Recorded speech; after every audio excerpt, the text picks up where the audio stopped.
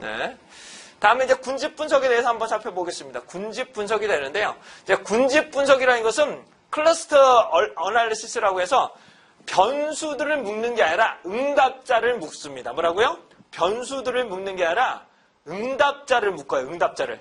그러니까 자, 각각의 응답자들이 있는데 얘네들이 어떻게 묶을 거냐?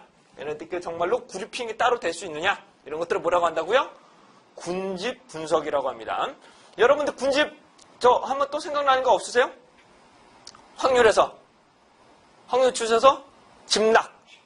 얘가 군집이에요. 그러니까 정말로 얘네들끼리 묶이느냐 말이에요. 뭐라고요? 사람들끼리 묶일 수 있느냐 이런 거 뭐라고 한다고요? 군집 분석이라고 합니다. 군집 분석. 자, 군집 분석은 변수 선정하기가 매우 어렵고요.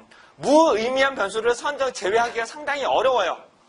상당히 어려워. 그래서 실제로 군집 분석은 가설 검정이 없어요.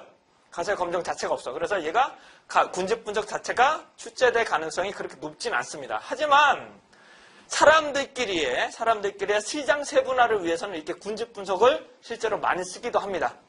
자, 뭐라고요? 소비자 사람들을 딱 조사를 해서 과연 얘네들끼리 묶이는 거야. 정말 이쪽으로 묶일 수 있는가를 보는 것들을 뭐라고 한다고요? 군집 분석. 즉, 소비 패턴들을 보고 얘네들이 과연 한 집단씩 묶을 수 있는가? 이런 것들을 군집 분석이라고 합니다. 자, 계층적, 비계층적, 연속청 이런 것들이 있는데 그냥 쭉 훑어보세요. 이건 너무 어려운 부분이기 때문에 이런 것들은 그냥 쭉 살펴볼게요. 너무 어려워요. 아시겠죠? 근데 군집 분석이 뭐냐면 군집 분석이 뭐냐면 예시 한번 보여드릴게요. 근데요.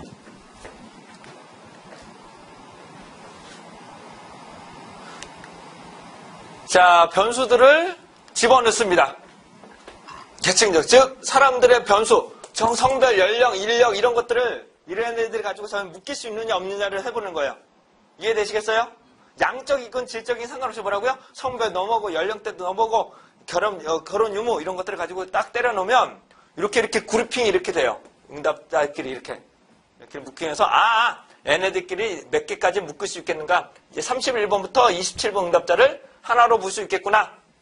이렇게 막 묶는 거. 이렇게 응답자끼리 이렇게 묶는 걸 뭐라고 한다고요? 군집 분석이라고 합니다. 군집 분석. 자, 그래서 실제로 속속 집단군이 뭘 통해서 실제로 몇 개로 묶을 수 있는가? 몇 개 집단으로 구분될 수 있는 것들을 판단할 수 있게 됩니다. 그래서 실제로 아까 말씀 올린 것처럼 여러 가지 변수가 있는데, 여러 명의 응답자가 있는데 정말로 몇 개로 묶어야 되느냐? 군집이 몇 개로 묶을 수 있는 것들을 확인하는 과정을 뭐라고 한다고요? 군집 분석이라고 합니다. 군집 분석. 그래서 이런 표를 말하는 이런 것들을 뭐라고 한다고요? 군집이라고 합니다. 즉 얘하고 묶일 수 있느냐? 묶였는데 또 다른 집단을 묶일 수 있는가? 최소한 몇 개로 묶는 집단을 몇 개로 묶는 것이 더 좋을 건가? 이런 것들을 판단하는 것들을 뭐라고 한다고요? 군집 분석. 네.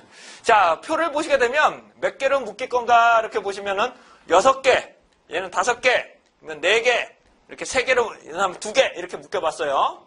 자, 여기를 보시게 되면 6개를 보시게 되면 빈도수가 얘가 너무 작죠? 이쪽이. 빈도수가 너무 작죠?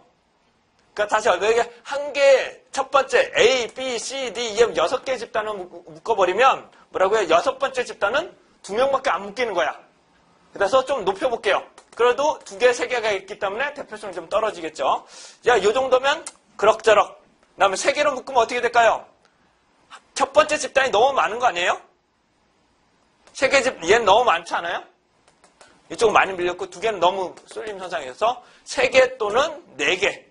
3개 또는 4개의 집단으로 묶는 게 가장 효율적이 있다.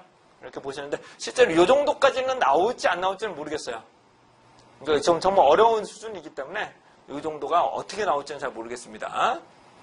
네. 다음에 판별 분석은 그때 말씀 올린 것처럼 진짜 분류를 통해서 판별을 해서 실제 예측 결과를 얻어내는 경우 이렇게 됩니다.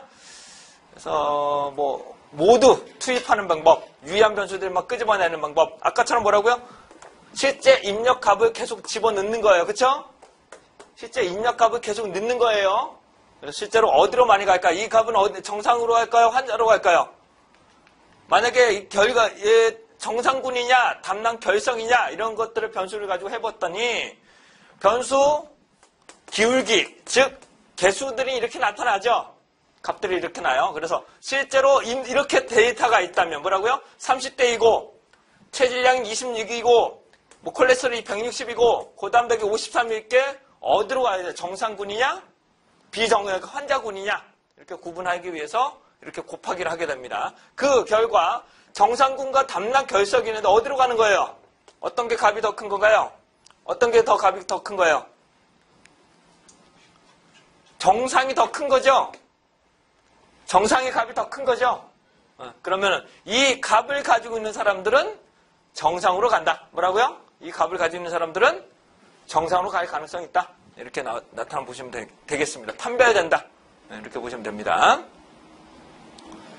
자, 다음은 판별 분석 여기까지 되셨고요.